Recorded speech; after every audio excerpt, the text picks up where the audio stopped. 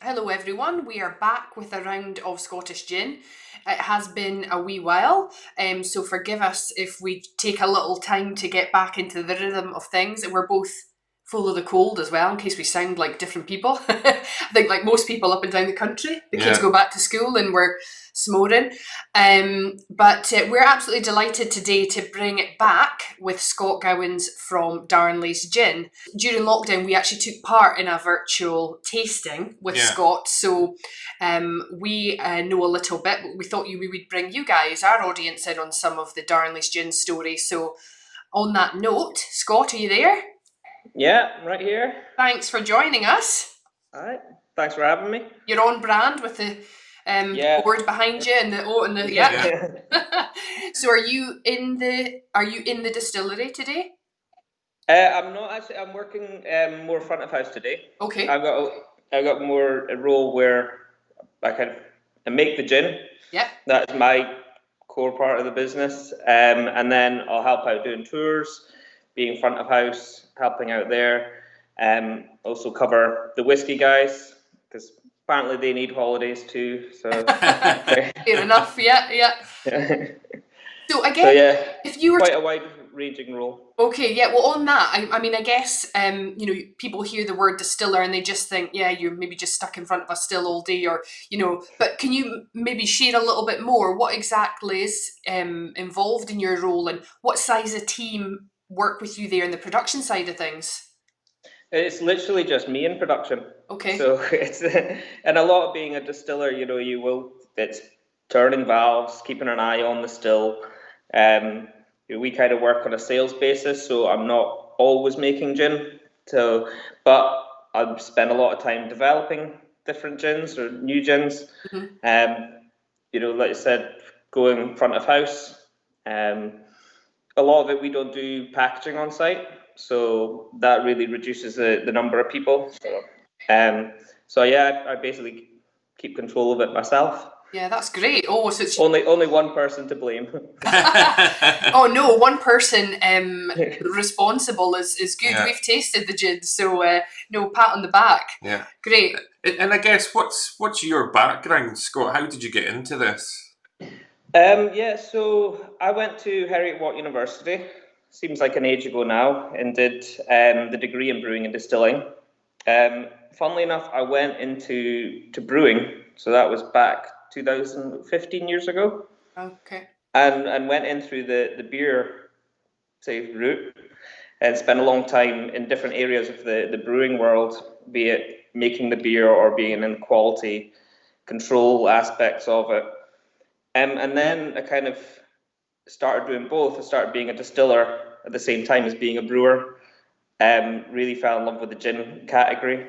Just as Scottish gins and everything were exploding, and then it came to the time where I could actually just focus in rather than focusing on a few different products. I could actually just work here and focus solely on the gin. So it's been great. And how long have you been there now? So I've been here ever since we put the distillery in on site. Yeah. Some people obviously might have known we've been around for a while as a gin brand, but it was my third year, so I'm like three years and a few months or something. Yeah. Brilliant. Lockdown and everything has kind of skewed everybody's aspects of time. Yeah, and for those that don't know, where exactly you guys are based? Yeah, so we're in the East Nuka Fife, so literally about 15 minutes from St Andrews. Sometimes that's the easiest place where people know the home of golf. Yeah. But our real closest, a lot of the tourists know us, the East Nuka Fife being where Anstruther is, famous for fish and chips. But it's a beautiful, real foodie part of the world.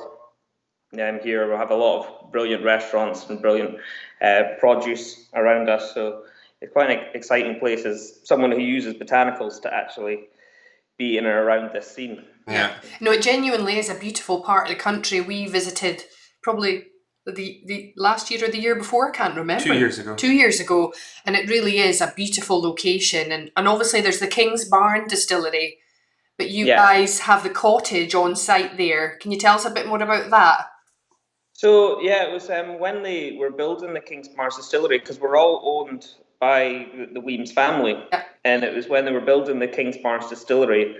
So that was the brainchild. It was the dream to have a distillery in this area.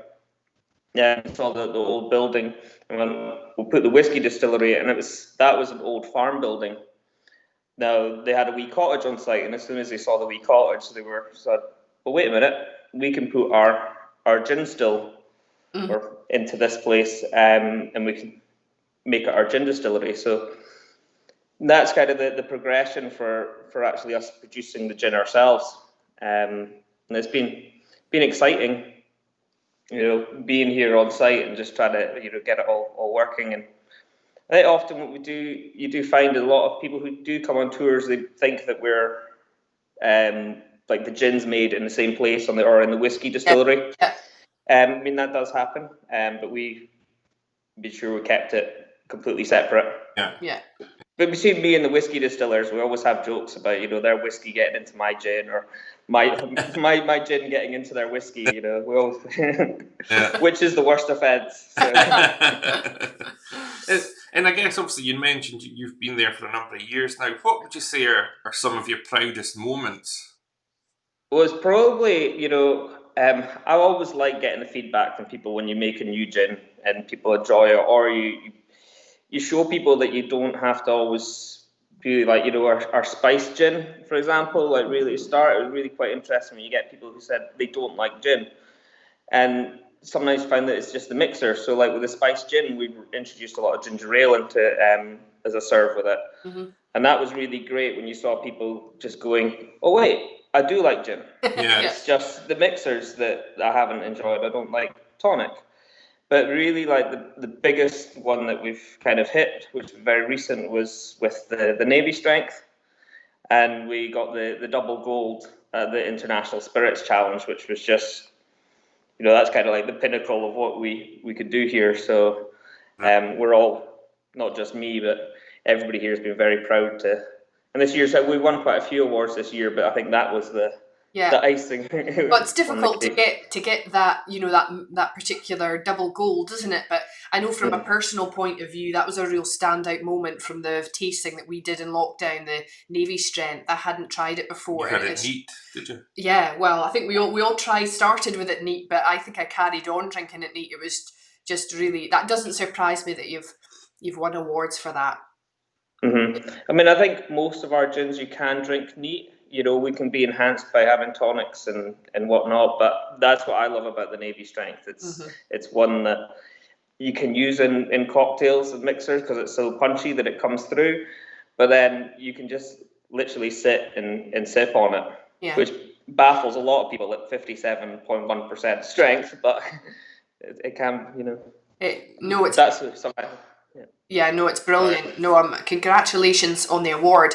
And so we touched on lockdown, you did the tasting, for example. Was there anything else on the production side of things that you had to do differently during lockdown?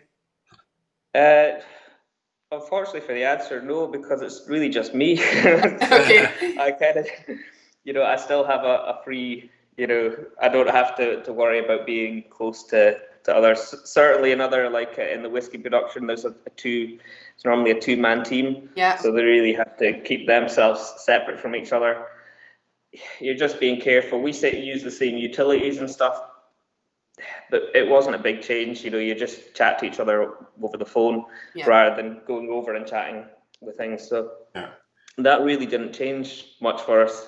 Mostly it's all the commercial side of things. Yeah. It was the big changes for us. Yeah, I guess you didn't have tours and you weren't open to the public. So did that free up a bit more time for you to experiment and things like that, or? I mean, I was kept away from the site for a fair, unless I really needed to be in. I was kept away more because, I built up a lot of stock last year. Yeah. Well, the Brexit stuff, it was all uncertainty. So we were just pile on, like, let's get it done last year. So I was fairly quiet in the gin side, and being the only person that could cover the whiskey guys, it was very much, let's keep Scott safe, just in case something. Yeah. Luckily nothing did happen, but it was a fair bit of like who do we really need in and who do we not need in. Yeah. And I guess now we're kind of coming out of lockdown, or I guess we are out of lockdown, should I say. Yeah. What elements of the distillery are open to the public now, Scott? Yeah, so when we first started, we opened up the shop and the cafe, because we could manage them with one-way systems, hand sanitizing, face masks, of that. And then while those were open, we worked at getting the tours open. So kind of our normal gin tours are open, and so is the whiskey tours. We have had to reduce the amount of tours that we can do in a day. So we have a lot you have to clean down, sterilizing everything, making sure that, that not only us, but the people coming here are going to be safe when they do and can be comfortable.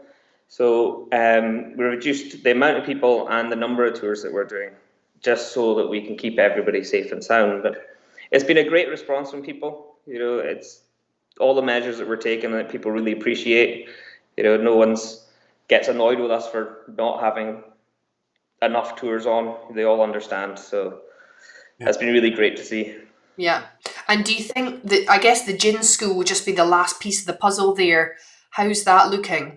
Yeah, so it's looking hopeful. It's still a work in progress. Yeah. We've been looking at it and just doing all the risk assessments, seeing what is the safest way that we can do it. It really depends on the groups that we have. If you have quite a few people in one bubble, then that's a bit easier, because then the only separation we need is us from the group. Yeah. So yeah, we're really looking into it. Once things quieten down a little bit more, we are coming out of that summer holiday period. We're really hoping that we're going to get that back up and running and be confident that we can do this in a safe manner. So it's such a small room that you're kind of going, right, you have to stay over there and you have to stay here, and you don't want to diminish from the experience. It's a fun day, but yeah, it has to be kind of quite intimate groups, I guess. There's just something great about being able to come along to a Scottish distillery, sit in a room with other people. You've got your mini stills, you've got a range of botanicals, and you get to sit and make your own Scottish gin. I know. There's still not that many, offerings out there to do that, and we're first in the queue when you reopen. We've been emailing. I know. Absolutely. And so you touched on the spice and the navy there. You've got a few other expressions. What's your personal favourite?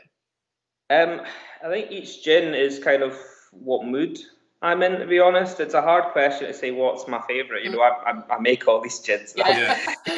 Like a favourite child. Yeah, you're not really allowed to do that. Exactly. Or at least you don't talk about it. No. It's kind of depends. Our original's a great kind of all-rounder gin. I love this for the 2 days a year that we can sit out in the garden in Scotland. It's but it's lovely, refreshing gin. The spice gin, also great in summer, but great in different cocktails, different expressions. But ginger ale, really great in wintertime. And the one that I'm probably particularly the most proud of, even though it doesn't, we kind of politely say the Smoke and Zest is our Marmite gin. Okay. Just because there's no Marmite in it, no. But if people love it or hate it, but you love that, when you're doing a tour or you're at a tasting or something, and you got one person that absolutely loves it, and one person really doesn't like it, but it's been quite interesting. Sometimes we put people in boxes. I try not to say, oh, this is for that person, or that person's going to like this gin. And it's really interesting with this one that it kind of blows that out of the water, because it's never, sometimes you go, it's going to be with the smoky character, like it's going to be a whiskey drinker or something, that might really go for it. And then you find it completely not. Somebody goes, I hate whiskey, but I love it. And it took a long time, in developing and trying to master this. So that's one we particularly were quite excited to do, and it's just out of the box kind of gin. Absolutely. But I love the story about, was there not a family connection to the smoking element. Tell us about that. Yeah, so I've got a lot of family in the town next to Kings Barnes is Crail, so that's where my mum's from, and still a lot of my family, aunties, cousins and stuff. My cousin has a smoker, and I didn't realise this, at the time. I was, it kind of came, I wanted to use Rowanberry. Rowanberry is lovely. It grows all round the distillery here, so it's like, right, it's a no-brainer. It's a cottage series gin. I'm going to make I want to use Rowanberry. But the Rowanberry goes really well with orange, so we're making more of an orange citrusy one. And it was good. It was a good gin, and we were like, it's probably going to sell a lot, but it's not breaking. It's not breaking boundaries or anything. So, and it was looking into the Rowanberry. You look at the history, and like in Scots particularly, it's called Mountain Ash, and that's where with the ash in the name, I thought, well, why don't I pair it with a smoky character? And that's when we took the malt from the whiskey distillery, which isn't smoky, and chatted to it was my mum who said, well, your cousin's got a smoker. And I was like, because I was trying to find someone with a smoker, and I didn't realise he had one. And she went, oh no, your mum, cousin's got a smoker there. So technically, I think it's my mum's cousin. He's my second or Braille family. Small town family. But yeah, and he re-smoked it for us, and then we tried that out, and it gives that lovely malty note to it in the background with that smoke. Yeah, I love that. I love that when I heard that. Because you had it in a Negroni. In a Negroni, yeah. I'm a Negroni fan, and it's good in there. Yeah. Yeah. Yeah, I love that. And obviously, you're now on your second cottage series expression. Any plans for any more that you could tell us about, or is it secret? Yeah, I was developing 4 cottage series, and they were all kind of geared up for seasons. Yeah. Say like this one would be good this season, and that one, and some were maybe pushing the brown. Like the smoking zest. Some people are gonna love it, some people hate it, and so we were looking at these 4 and to see which season they would be best in, because we were actually looking at increasing the amount of times that we release the cottage series and doing it more frequently. And then all of this happened. But yeah, I mean, there's a few things. Well, like I said, when I was at home, I was playing with a lot of things. It's great with my daughter, who's only a wee toddler. She's about 2.5, but good enough that I could get her out, and we went foraging for a lot of different things and different flowers and stuff. So I've been looking into a few floral options. Okay. Nice. In there, and what would work together. And obviously I couldn't distill at home, so I made wine with it, and I thought that'll give me some kind of impression to how these botanicals are going to work, rather than just the nose itself. So that's what I spent my time in lockdown doing. Lots of baking and lots of making country wines.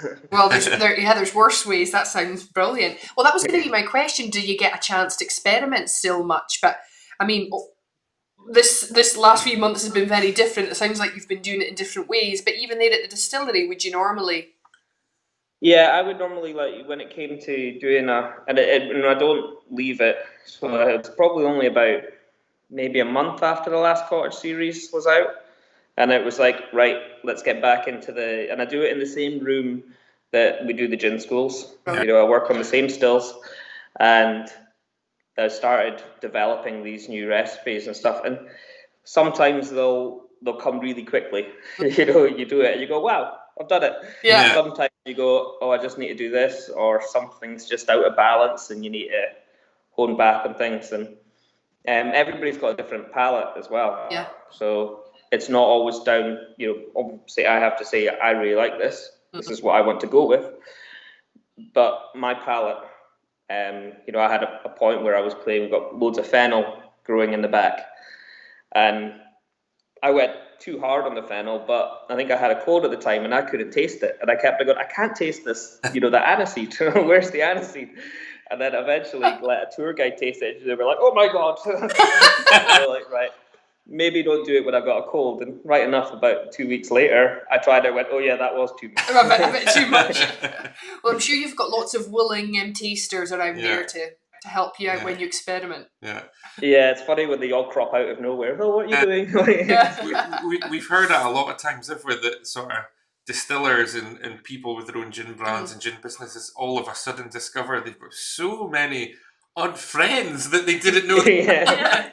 All the old friends and family come out of the woodwork. Exactly. So I guess for our final question, Scott, is, what would you say are some of the best and worst bits about being a distiller?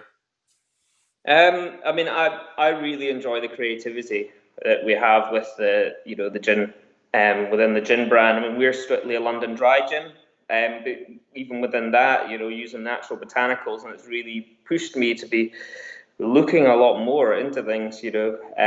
Always like to think I like to cook, but this is what I spend more time watching cooking programs to see. Oh, look at that herb, and look at this. Yeah. Stuff to widen my horizon. So it's always fun, that experimenting, playing, and especially when that works. Yeah. Probably the worst. I mean, you could say the menial tasks of weighing up the botanicals every time. I mean, it is a very important part of it. If you don't do it precisely, then you just change the gin. But maybe when things don't go right, like one of the first distillations I did on Dorothy are still.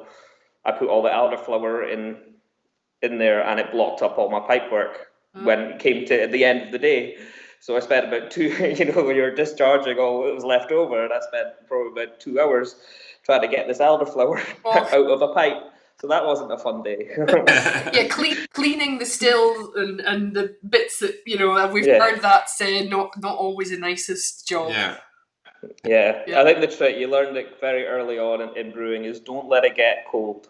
That's when things stick on. It's a lot easier just to go, no, I'm going to clean it now. Don't leave it for the next day. Absolutely. Or I guess in some cases it might be left for the next person that's coming in to work on the still. Yeah. But no that choice. Was the old trick when you worked in big teams. Yeah. Like, sorry, end of my shift. Yeah. Brilliant. No, that's great. Well, thank you very much for joining us. That's been very insightful, and glad to hear that things are coming along nicely with the shop and the cafe and the tours back on. So it's really positive to hear that, and we'll watch to see maybe if that new cottage series, the next one, comes along. And obviously people who would like to book a tour or learn more about you can go and visit your website and all your different social media channels as well. Yeah, you can, and we can book. You can book straight onto a tour through our website, and also if you're not comfortable with that, then we've got online shop, all this stuff. So we've made it. It's really put a drive into our business to make things a lot more digital and more accessible for people. Makes sense. So, great. Yeah, fantastic. Well, thank you very much for joining us. For a chat. I hope it wasn't too painful. No, it was fun. Thanks for having me. No, not at all. And hopefully we'll see you face to face soon enough. Yeah. Yep. Yeah. Take care. Thanks again, Scott. Thanks. All the best. Right. That was great. Thank you very much to Scott for taking the time to chat with us. It was nice to get back to doing the around the Scottish Gin, 'cause it's been a while, hasn't it? Yeah, it has. But it was great getting to chat with Scott. Obviously, he's very passionate about what he does, and Darnley's is a fantastic gin brand, fantastic Scottish gin experience, and obviously they've got the whisky distillery as well. So if you're looking at perhaps booking a Scottish gin experience, it would be a good place to start. It really is beautiful grounds they're on, beautiful building. It's a great tour. And you're near St Andrews, so it's just a beautiful part of the country anyway. But no, their experience is really top notch, so it comes highly recommended. But thanks again for tuning in and watching our latest round of Scottish Gin, and hopefully we'll see you all soon. Take care. Bye bye.